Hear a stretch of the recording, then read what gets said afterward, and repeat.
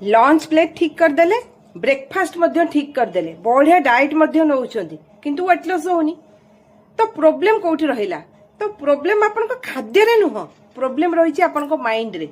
ठीक सेमती प्रोब्लेम आपनकर लंच प्लेट बा ब्रेकफास्ट रे केवल रहीनी प्रोब्लेम रही आपनकर इवनिंग स्नैक्स रे मध्य कारण भोक होउची बोली आमे इवनिंग समय रे बा संध्या समय रे बहुत सारा अनहेल्दी खाद्य मध्य खाई देई थाउ तो वेट लॉस केमिति हबो तो कौन करिवे तो वर्किंग लेडी हुंतु बा मदर हुंतु आपण वेट लॉस करि परिबे जदी आपनकर ब्रेकफास्ट लंच सहित इवनिंग रो स्नैक्स टिकु ठीक करउचंती इटा बहुत ही सिंपल और हेल्दी स्नैक्स मु आज आपन को कहिया को जाउची तो 7 दिन पई ट्राई करंतु देखंतु निज हेल्थ रे कोन कोन चेंजेस होउची आपण नेबे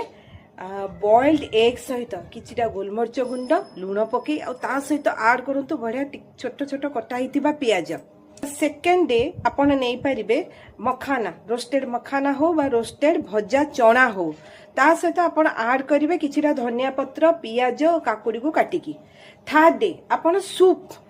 बाजार रे बा मार्केट रे मिलुची जदी आपण ऑफिस रे अछंती तो आपण नहीं पारिबे सूप सहित किछिटा पनीर स्टिक्स तो एमती 3 दिन ट्राई करंतु एवं 7 दिन पे को रिपीट करंतु देखंतु आपन के हेल्थ रे कोन कोन चेंजेस होची जदी एमती आहुरी किछिटा हेल्दी स्नैक्स रो रेसिपी चाहुचंदी ताले प्रथमे वीडियो टी को सेव करंतु एवं कमेंट रे स्नैक्स लिखंतु मु आपन को पाखो को पठेइबी।